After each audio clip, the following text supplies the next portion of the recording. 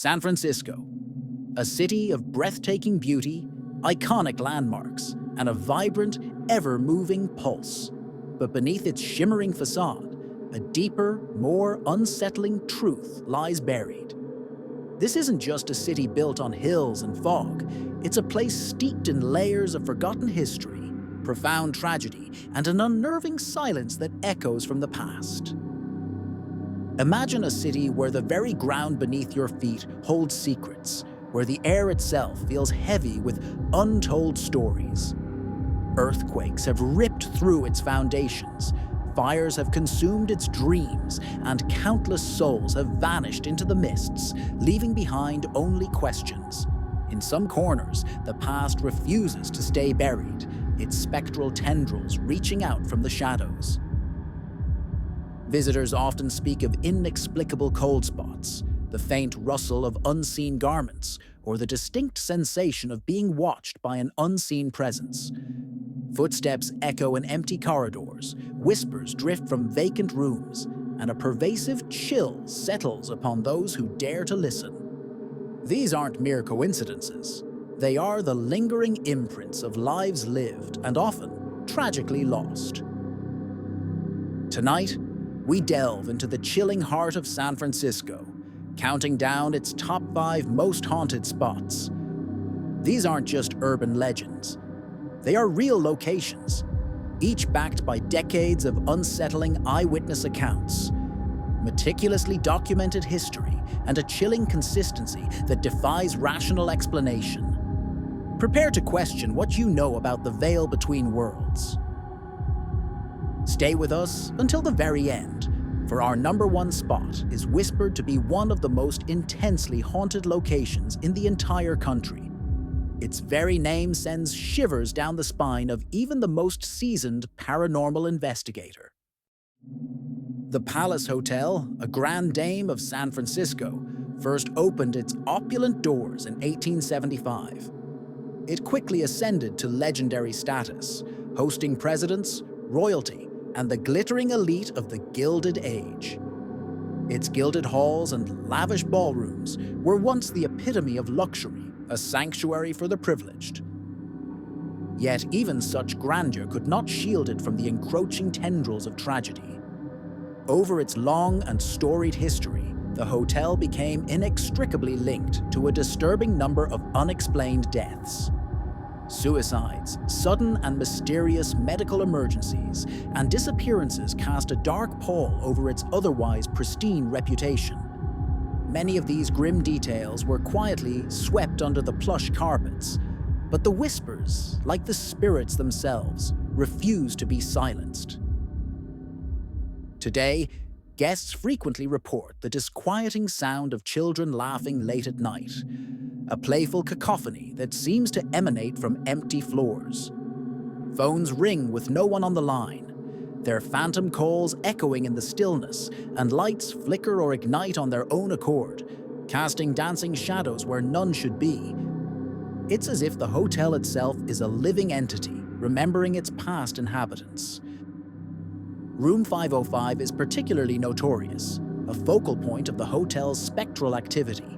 Guests who dare to stay there often awaken just before dawn, gripped by an overwhelming sensation of being intensely watched. The feeling is so profound, so invasive, that many refuse to endure the entire night, fleeing the room in the pre-dawn gloom. Even the hotel staff, often stoic and professional, have their own chilling tales. Several have reported encountering a woman dressed in elegant Victorian attire, her form shimmering faintly near the antique elevators. She stands silently, observing, only to vanish into thin air the moment she is approached, leaving behind only a lingering chill. What makes the Palace Hotel's hauntings so profoundly unsettling is their sheer credibility. Many of these reports come from ordinary guests, individuals with no prior knowledge of the hotel's dark reputation. They arrive seeking comfort and luxury, only to find themselves entangled in a spectral drama. A place designed for ultimate comfort, where you are never truly, utterly alone. Nestled directly beneath the colossal span of the Golden Gate Bridge, Fort Point stands as a stoic sentinel, built in 1861 to guard San Francisco Bay during the tumultuous Civil War era. Though its cannons never roared in battle, the fort bore witness to a different kind of conflict, the relentless, unforgiving toll of accidental death. Life for the soldiers stationed within its cold, damp walls was fraught with peril. Records paint a grim picture of dangerous working conditions, leading to multiple fatal falls from the fort's dizzying upper levels. Deaths caused by heavy, unforgiving equipment and the crushing isolation of their remote post were tragically common. Each life lost etched another layer of sorrow into the fort's stone. Park rangers who spend countless hours within its confines have their own chilling accounts. Doors, heavy and solid, have been known to slam shut with violent force on days when not a breath of wind stirs. Shadowy figures, indistinct and fleeting, are frequently seen pacing the upper tiers after closing hours, their forms dissolving into the deepening twilight. One ranger, deeply shaken, reportedly resigned after a terrifying encounter. He described a full-bodied apparition of a soldier, standing rigidly at attention, his gaze fixed on some unseen point. The spectral figure then slowly, impossibly, faded into the solid stone wall, leaving the ranger with an indelible image of the fort's enduring sorrow. Fort Point is not a place of chaotic, boisterous hauntings. It is patient, its energy subtle and pervasive. It waits. And once you become attuned to its profound silence, a silence that feels unnaturally heavy, you realize that the fort is far from empty. It feels profoundly, undeniably occupied. Before its transformation into the charming Queen Anne Hotel, this elegant Victorian edifice served a very different purpose. In the late 1800s, it was a prestigious finishing school for young ladies, a place of strict etiquette and refined education. At its helm was Miss Mary Lake, a headmistress renowned for her exacting standards, yet deeply devoted to her students, and perhaps even more so to the very building itself. Miss Lake poured her heart and soul into the school, dedicating her entire life to its operation and the welfare of her charges. When she finally passed away, the school, unable to thrive without her guiding hand, eventually closed its doors. But a pervasive belief lingers, a chilling whisper among those who know its history. Miss Lake, in her profound attachment, never truly left. Room 410, once Miss Lake's personal office, is now the undisputed epicenter of the hotel's spectral activity.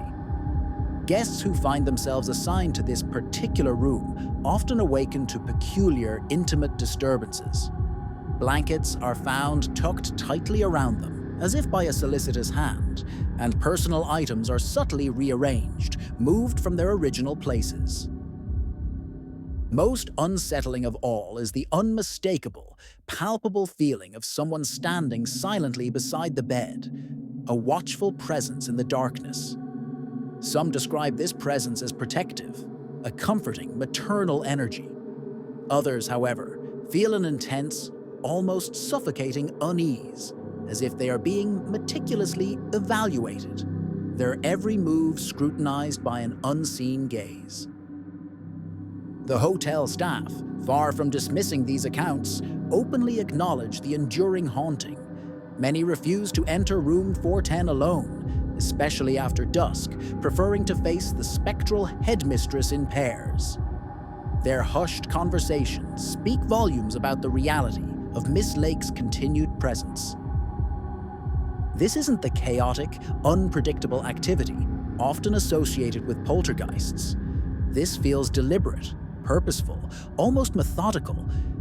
It's as if Miss Lake, in her eternal vigil, is still watching over the place she loved so dearly, ensuring that everything remains just so, even from beyond the veil.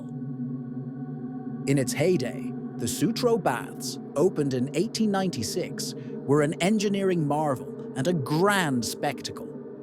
This colossal indoor swimming complex, the largest of its kind in the world, boasted multiple pools filled with fresh seawater, attracting thousands of eager visitors seeking recreation and respite. It was a place of joyous shouts and splashing fun, a vibrant hub of activity. Yet, beneath the surface of all that merriment, a darker current flowed. Accidents, tragically, were a common occurrence in the vast, often crowded pools. Over the years, a disturbing number of drownings were reported, each life lost, adding a somber note to the bath's otherwise cheerful reputation. As public interest waned and maintenance costs soared, the magnificent structure slowly fell into disrepair and neglect. The final, devastating blow came in 1966, when a catastrophic fire consumed most of the structure, leaving behind only skeletal ruins.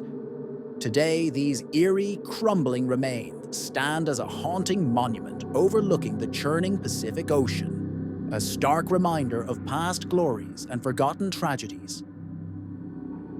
Visitors to the ruins often report a chilling sensory experience. The distinct sound of splashing water, the faint echo of children's laughter, and disembodied voices seem to emanate from the empty, decaying pools. It's as if the residual energy of those joyful and sometimes tragic moments is still playing out in the desolate landscape. Even more disturbing are the shadowy figures frequently glimpsed moving near the treacherous cliffs surrounding the baths. This area, with its sheer drops and unpredictable footing, has been the site of multiple fatal falls over the decades. Are these the lingering spirits of those who met their end there, forever bound to the precipice? At night, the mournful roar of waves crashing against the rocks below mingles with the mournful sigh of the wind whistling through the skeletal ruins. This creates an atmosphere that is profoundly, disturbingly alive, a symphony of sorrow and memory. Many believe that the very land itself absorbed the intense emotions of everyone who died within its embrace. And it seems, with an unyielding grip, it hasn't let go. Originally a military fortification in the mid-1800s, Alcatraz Island would later earn its chilling reputation as America's most infamous federal prison. The Rock was not merely a place of incarceration. It was a crucible designed to break the strongest wills, a place where hope withered and sanity often fractured under the weight of its oppressive regime. Inmates endured freezing, cramped cells, the crushing weight of total isolation, and a relentless regimen of psychological punishment. The goal was not rehabilitation, but absolute control, a systematic dismantling of the human spirit. Many prisoners never recovered, their minds and souls irrevocably scarred by the island's brutal embrace. Among its many grim cells, Cell 14D stands out as the most intensely haunted location on the entire island. Prisoners confined within its cold, unforgiving walls reported terrifying phenomena. They spoke of seeing glowing, malevolent eyes peering from the impenetrable darkness, feeling sudden, inexplicable drops in temperature that pierced to the bone, and hearing something unspeakable scream from within the cell, despite being utterly, terrifyingly alone. Today, the island continues its spectral performance. Tour guides, hardened by countless visits, and visitors alike report a litany of unsettling occurrences. Heavy metal doors, long since secured, are heard slamming shut with violent force. Angry, guttural shouting echoes through empty corridors, and the distinct sound of heavy, ragged breathing seems to emanate from vacant cells. Multiple people have described the chilling sight of a man, his form indistinct but undeniably present, pacing restlessly inside a locked cell. He walks with a heavy gait, his head bowed, only to vanish into thin air the moment he's truly observed, leaving behind only a lingering sense of profound despair. Alcatraz isn't haunted simply because people died within its walls. It is haunted because people suffered there, endured unimaginable torment, and had their very humanity stripped away. The sheer, concentrated agony and despair of countless souls have left an indelible, agonizing mark on every stone, every shadow, every whisper of wind that sweeps across this desolate island. And that suffering, it seems, continues to echo through eternity. San Francisco, with its iconic beauty and vibrant energy, holds a secret. These haunted places serve as chilling reminders that history never truly fades. It lingers, whispers, and sometimes reaches out from the shadows. The veil between worlds is thinner here than you might imagine. Now we turn to you, fellow seekers of the unexplained. Which of these chilling locations sent the deepest shiver down your spine? And, more importantly, would you ever dare to visit one of them, alone, after the sun has set and the city sleeps? If you find yourself drawn to the allure of true hauntings, if you crave eerie history, and if you believe in places where the past still whispers its secrets, then you must join our journey. Subscribe to our channel and be sure to turn on those notifications, because the next story, the next chilling revelation, might already be closer than you think.